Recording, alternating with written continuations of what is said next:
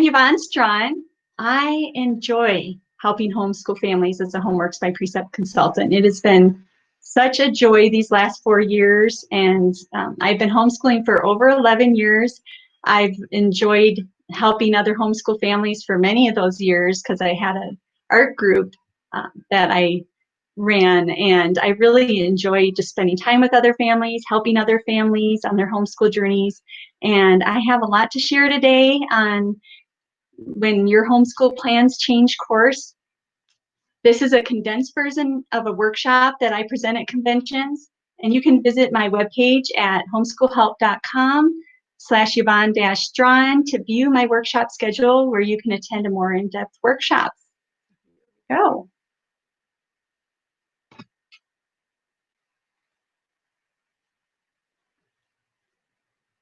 So today I'll be talking about when your plans take a detour. So this is Recalculating when homeschool plans change course. I want to encourage you through each new season to cherish every moment. I'm going to share a story with you.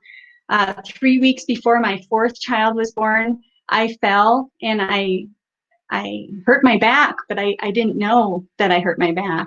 I went to the doctor and checked to see if my daughter was okay, and they found out that she was okay, and I was just relieved. So when she was born, I started having pain down my leg, in my back, and I didn't realize what it was. I went to the doctor. They said, oh, it's sciatic pain. But as the days went on, I couldn't hardly move, hardly get up. And so it come to find out I had herniated a disc, and I ended up spending most of my time on the couch for about 6 months. And that started in April. We got to August, and my husband says, don't worry about school, just heal first. And so we didn't even start school till November that year. And we may have been hard pressed to get done by July, but we did it. And I do not regret any of that time that we took off to heal. My kids learned a ton of things during that time. They helped out with dishes. They took on a lot of new chores. They saw me, become humbled as other people helped me. So just as we started going back to school in that November, I decided, well, I'm going to meet a friend at a homeschool event. So I took my 9-year-old and my 6-year-old and my 2-year-old and my baby. And just that morning before, we had eggs for breakfast. My 2-year-old just loved those eggs, ham and eggs, and he asked for seconds. And I was thinking, oh, he's eating a lot. Well, we got to the homeschool event, and my 2 older kids got out of the car, and my 2-year-old, just as I was unbuckling him, vomited eggs everywhere. So my friend took the 2 older kids, and I took my son, my 2-year-old, and my baby home, and I had to clean him up and everything. And the only thing that could come to my mind was, thank God that I am healed enough to take care of my children. So I want you to think about that. On Psalm 90:12, it says, teach us to number our days, that we may gain a heart of wisdom. Tomorrow's not promised. Our health is not promised.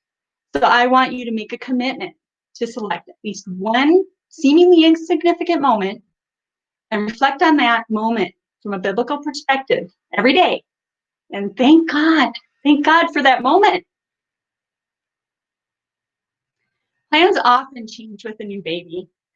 Many people ask me, how do you homeschool with a new baby at home?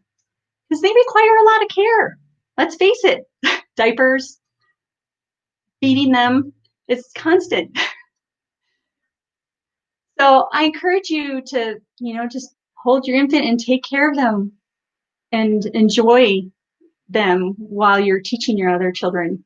One of the things that is so helpful is the BJU Press homeschool pre-recorded video lessons. They are so good. They have puppets, they have all kinds of fun things for your other kids while they're learning, and they guide their learning very well. And you can sit on the couch if you get the DVDs. You can put it on TV and you can sit on the couch and take care of your baby and enjoy those lessons together. And those are so great. You know, you're going to expect a lot of interruptions when you have babies in your home. And just remember that chores are patient. They'll wait for you. They'll be there tomorrow.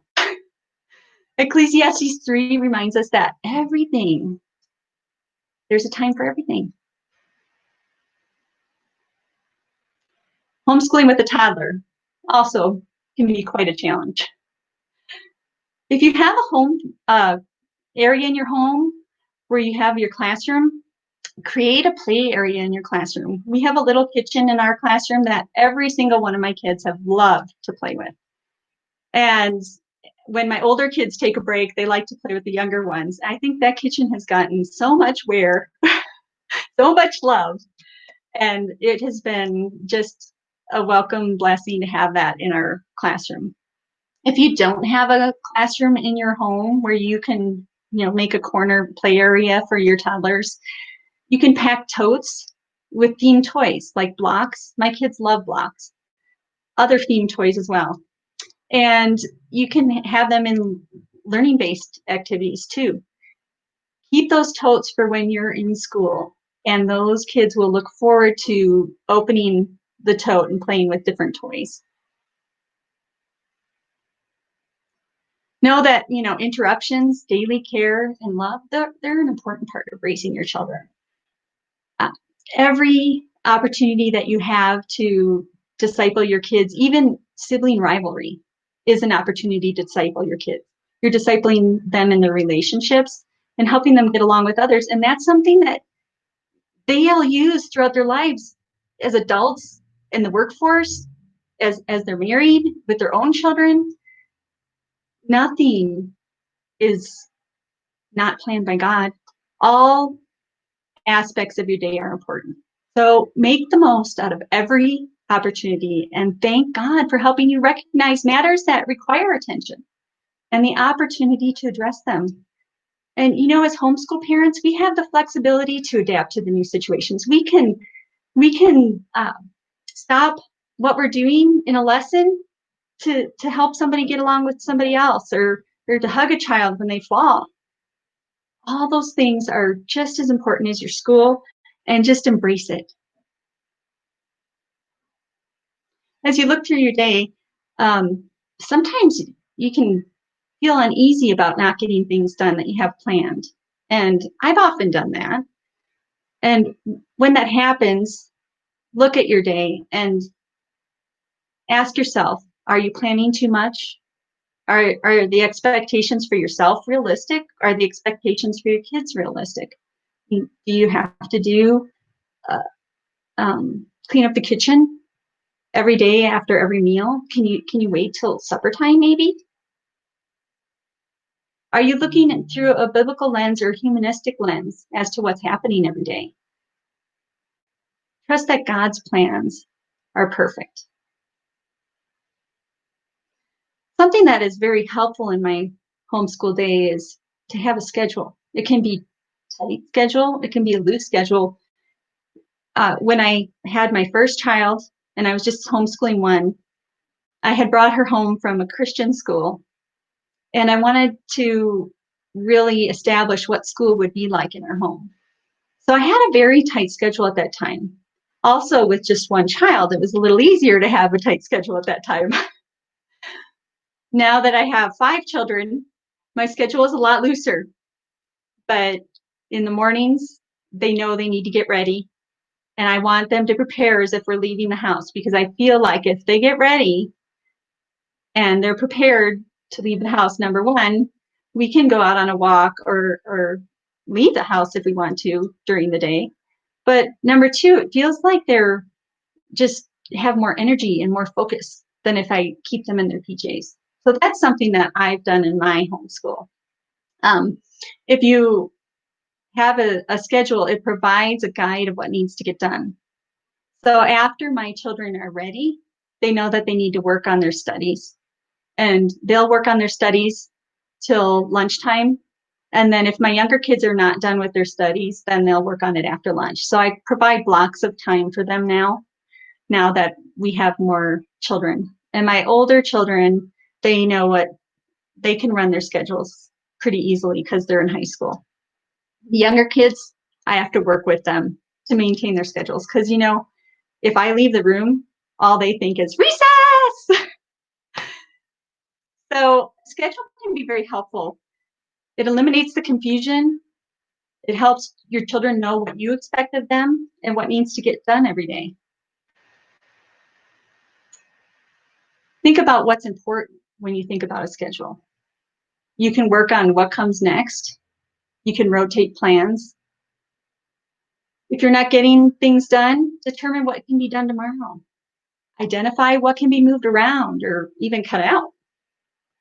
Schedule learning time for mornings and early afternoons when your kids' minds are fresh, especially those younger ones. I know if I have my kids go play in the morning, the younger ones, then the afternoon, it's really hard to rein them in and get them to sit and work on their studies. So I like them to have their studies done, and then I reward them with playtime.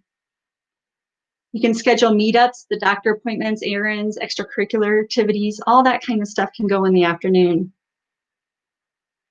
And just know that if plan A doesn't work, there are 25 more letters in the alphabet. Another time when plans change is when you're moving. If you know that you're going to move sometime in the school year, you can plan ahead of time by starting school earlier or rearranging the days off throughout the year. The goal is to allow for a 2 or 3 week break from your studies around the time that you plan to move. Then you can work as a family to get everything together, assign your kids things to do, assign them jobs according to their abilities. They love to help. You can pair a younger child with an older child, and you know, as you see them working together, think about what they're cultivating. They're cultivating their relationships. They're learning how to help. And when kids are helping, they feel good about themselves, just as you feel good about yourself when you're helping somebody. You can label boxes according to the room, and when you deliver those boxes to your new location, your new home, they can be delivered to that assigned room, and that'll make the unpacking much easier. Before you unpack, make sure that you've pre-planned sleeping arrangements. So when you get tired at the end of the day, you have some place to rest. Set up the beds in your home, and then start working on unpacking your kitchen and your essential items, and then work on everything else. If you plan meals that require minimal preparation, that's very helpful, and you can focus on the other things that need to get done. And then use disposable plates and utensils to make cleanup easier. Now we're going to look at illness. If you're dealing with hardship, you can get a grasp on your days by getting focused on the main priorities that need to happen. Then reevaluate your commitments. And sometimes you have to reevaluate them hourly or daily. You can adjust your schedule according to what you can get done, and you need to shift priorities if someone needs care. I had a friend that had a young one with cancer a few years ago, and that was very hard on them. So what she did was she did the video courses because she could do online and bring it with her to the hospital. I've had to shift priorities as well. I have RA now, and so some days I'm just totally fatigued. And so, you know, maybe those are the days that we read a little bit while I'm relaxing on the couch, and my kids can bring the work to me and I can work with them. Some days I may even just pause the studies or commit and my commitments, because let's face it, some days are just tough. And, you know, our family and their health, that's number one. If you're dealing with fatigue or some kind of side effect to chronic illness, if you're have surgeries in your family, go ahead and pause or assess what you can do. Maybe there's some things you can outsource. We just talked about the video lessons that BJU Press offers. That's very helpful. You can research ideas that will make homeschooling easier. There are all kinds of of things out there that you can substitute or enhance your homeschool with. Maybe a YouTube video or some other learning lesson that you can bring in to just enhance their understanding. You can explore the upcoming lessons that you're going to be doing with your children, and you can take advantage of those opportunities to accomplish them. So if you're in need of rest, you can have your child watch a video lesson. If you're in need of a calm atmosphere, maybe you can sit next to your child and practice the math skills. And then if you're just need some cheerful laughter, play a game, orchestrate a science experiment, supervise PE, have them play outside, and sit down and just enjoy the fresh air. Vitamin D is good for everyone. Don't try to do everything yourself. Accept help from others. This is one thing I really had to learn. Going back to when I hurt my back, prior to that, I always wanted to do everything myself. I wanted to show everybody I can do this. I'm Superwoman, which I'm not. But it's really important to accept help from others. If I learned that doing everything myself was teaching my children that they needed to do everything themselves. And I certainly don't want them to grow up and do that. I want to be able to help them. You know, you bless other people when you let them help you, because think about it. If you're helping someone else, how good you feel inside and how fulfilling that is. Let other people feel that too. Let them help you. And you'll grow those relationships too. When my mom came down to help, or my husband's parents came down to help, my children really grew at that tight relationship with them. And they continue to do so today, because sometimes they'll come down and help me with school. Again, when you can incorporate video lessons, that's another way that you can, get some help, get some teacher's assistance in there. Use the curriculum with lesson plans. The BJU Press has great lesson plans laid out. The teacher's editions tell you how to teach your children. If you've never taught them before, it's such a great guide. And when you have lesson plans laid out for you, you don't have to spend all your summer creating lesson plans. You don't have to spend your evenings and weekends creating lesson plans. It's so helpful, and it frees up so much time. Pre-planned meals are also great. That'll free up some time. Use a crock pot in the morning and enjoy that rich aroma for a meal when you're tired at the end of the day. Store pre-made meals in your freezer. A lot of times on the weekend, I will make extra meals. If I'm making a lasagna, I'll make 5 and I'll freeze 4. And then later on, I can just grab one out, thaw it, and put it in the oven. It makes things so much easier during those school weeks. Another thing that I like to do is prepare ingredients to freeze for later use. I'll use ground turkey, and I'll make 6 pounds. I'll brown it and portion it. So all I have to do is thaw it out and add it to whatever meal I'm making. I'll do the same thing with chicken breasts. I'll put that in the crock pot, dice it up, and freeze it, and then bring it out in portions. And the same with ground beef. Another time-saving idea is ordering groceries for delivery or pickup. That saved me, it usually takes me 4 hours if I go into the stores. So that has saved me a tremendous amount of time. And I don't have to have kids in tow, which is a wonderful, wonderful thing.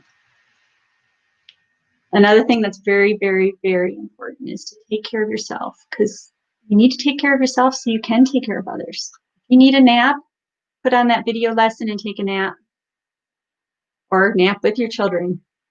Declare quiet time, have them read a book. Make sure you make those doctor appointments for yourself. You need to exercise and maintain a healthy diet.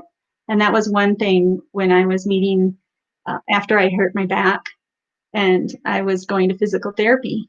I was just crying and all upset because it was taking time away from my family. I had to go twice a week to physical therapy.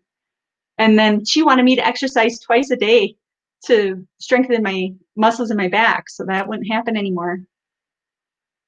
And I still actually exercise to this day because I want to make sure I'm strong enough to take care of my family now. But she told me, if you need to take care of yourself and you need to be strong so you can take care of others. And that really hit home for me. You work together to achieve goals. That is so important. One thing I've noticed, if I'm feeling fatigued, my husband, my kids, they'll just jump in where they see a need. I don't even have to ask them anymore. And that just fills my heart. And how I did that was, teaching responsibility, making chores lists, encouraging them to help one another and me and their dad. Whoever needs help, just help. Because, isn't that just a wonderful thing when your family just jumps in to help each other and care for each other? It's just such a blessing. And I want my family to be like that their whole lives. That would just bless me to know that even as adults, like if one of the kids needs help or their families needs help, that somebody else would come and help them. I even noticed my second child, she had a lot of meetings and a lot of extracurricular activities that brings her away from the house. And my younger ones will just pick up her kitchen night and do her dishes for her and help out whatever way they can. They do that for each other all the time. And that gives me a great smile. So give yourself grace. This is one of probably the most important thing in homeschooling is give yourself grace, because your children need you. They need connection. They don't need you to be perfect. And God never asked us to be perfect either. God asked us to be a loving, faithful, and grateful person. So pray with and for your child. Sit next to him during a movie and listen to him when they talk to you. High school, that's another one that is a curve in the road. When teenagers have goals, they work harder and they have greater focus. And I've noticed this with both of my teens so far.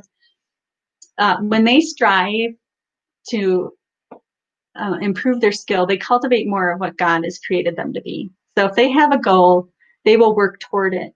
And as they work toward it, they fulfill what God created in them, because He gives us all unique qualities. And if we can fulfill that and use that to serve others, that is just the way He created us to be.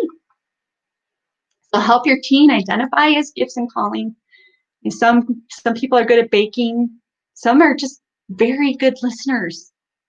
Some people are great at art. Some people are so caring. I mean, nurses, I admire nurses and doctors, and they just have such a caring heart. Maybe your child is good at developing solutions or leadership. So figure out what inspires your teenager and what their interests are, what they're good at, what do they find fun, and then cultivate it.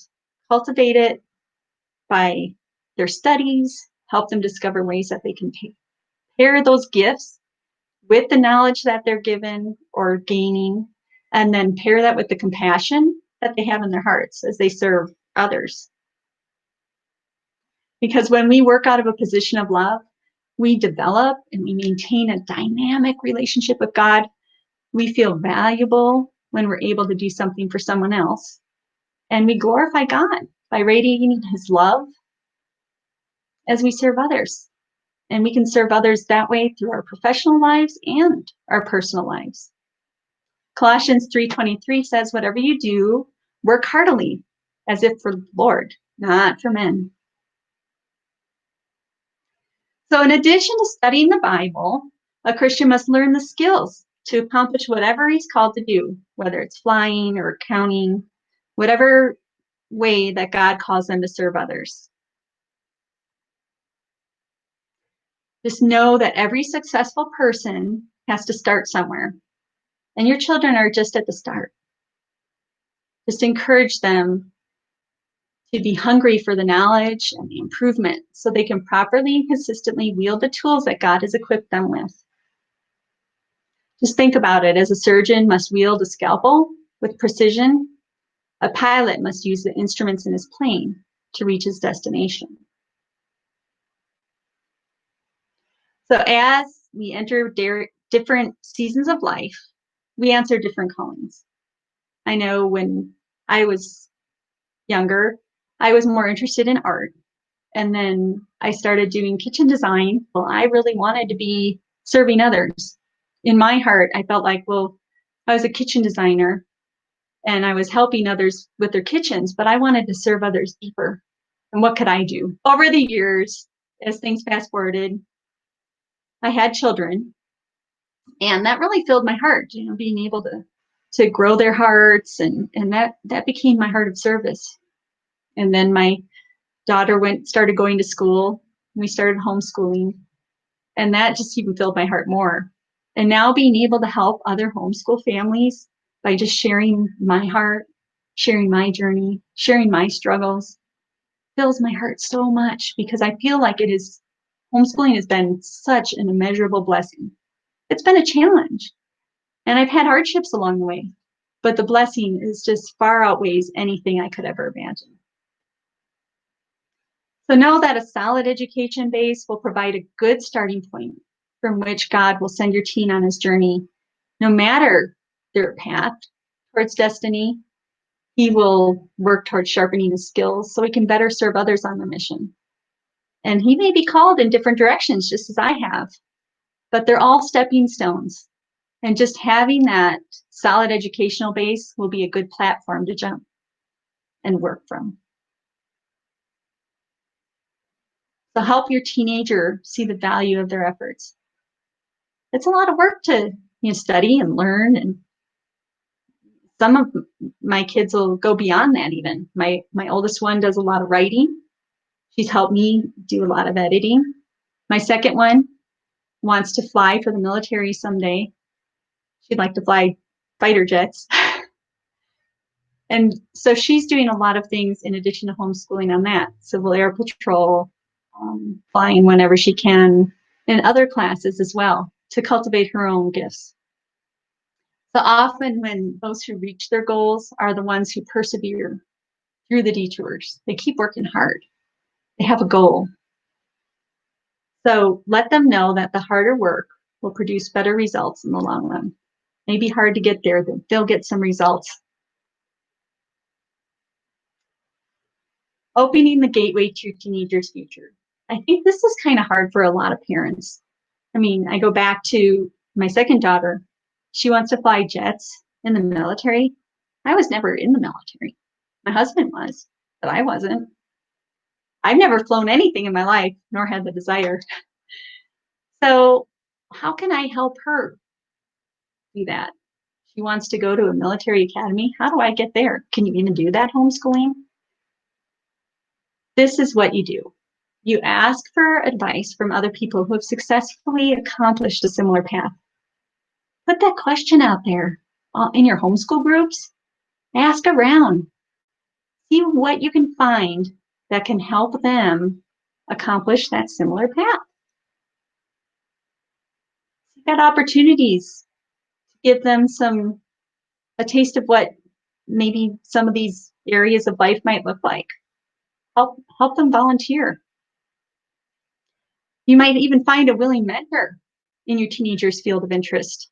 Back to the flying, we do have somebody that was a vice commandant at the Air Force Academy that is helping her fly.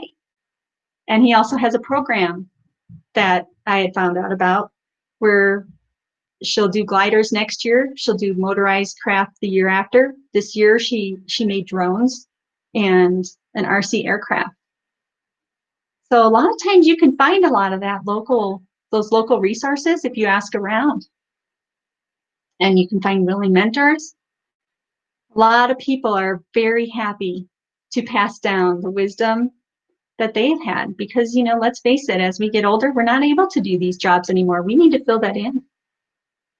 And there's somebody else that can pick up the stone that we put down so they can help others. And that's God's intention for them. Another thing you can do is search for a part-time job in their field of interest. Look for those opportunities and embrace them. Every challenge is an opportunity. It may not be easy. It may be new. I'm growing every day myself. Your kids will thrive and flourish no matter the challenge ahead, as they just embrace the opportunities and not be afraid to try something new. Because a new skill can be obtained just around the bend. Navigating the unknown inspires creativity, innovation, and new ideas. As your teenagers near graduation, show them love and respect. Treat them as men and women in your home, because they're going to be men and women out on their own very soon. Acknowledge their strengths. You are their greatest cheerleader, so you can be their biggest support and help them achieve their goals. You are a guidance counselor. Yes, another hat us homeschool moms have to wear. Well, you have been preparing your teen to the best of your ability when they're in high school and you're getting ready to send them out into the world. It's time to let God do the rest. Just think about it. When a doctor performs surgery, he relies on the way God designed the human body to heal. When a preacher preaches, he must let God work in the hearts of the people who hear. God's grace is sufficient for us. So I know that God's power is perfect when I am weak, because it shines all the more when it's something that I can't do on my own and I have to rely on him. Then he will shine bigger and greater. So I'll be glad about my weakness. I encourage you to look back at life's detours with new perspective. You may have already had tons of detours on the way. Just look at them. When you rely on God for help in shaping your children's hearts and minds, you allow God to fuel your own heart. Retrace your detours, relabel them as a network of pathways that made you who you are today. It made you who you are today, and the detours of today will make you who you are tomorrow. It'll change you. Embrace it. Embrace the unexpected routes. They are interwoven with the beauty you might have otherwise missed. Just think about when you have to take a detour and you end up going through a really beautiful area that you would have never seen if you didn't have it. You didn't take that detour. Those detours inspire growth, and they bring unforeseen blessings. When you view the unknown as a co-creative partner, you can more easily maneuver around the detours ahead. Let the story of your navigation through the detours be added to someone else's toolbox for survival. And know that you are a part of the tapestry that makes up your child's journey. Children witness you find beauty in those detours. They observe you as you apply your knowledge, compassion, and God-given gifts as you set forth to achieve what you never thought you could. I've just written a book. I never thought I would write. Speaking, asked me 10 years ago, I would have laughed. But as my kids see me work really hard, they know what hard work brings. And they see me relying on God for that Holy Spirit, for the strength and the guidance. They're going to be more likely to do the same. And yeah, I'm not perfect, but God can use my imperfections to help teach my children something too. God knew all the imperfections, all my imperfections. God knew everything that was going to be happening today back when he gave me those children. He brought those children into my lives for a reason, and he brought your children into your lives for a reason. No matter the change, keep on keeping on. God's plans for you and your child are bigger than you can imagine.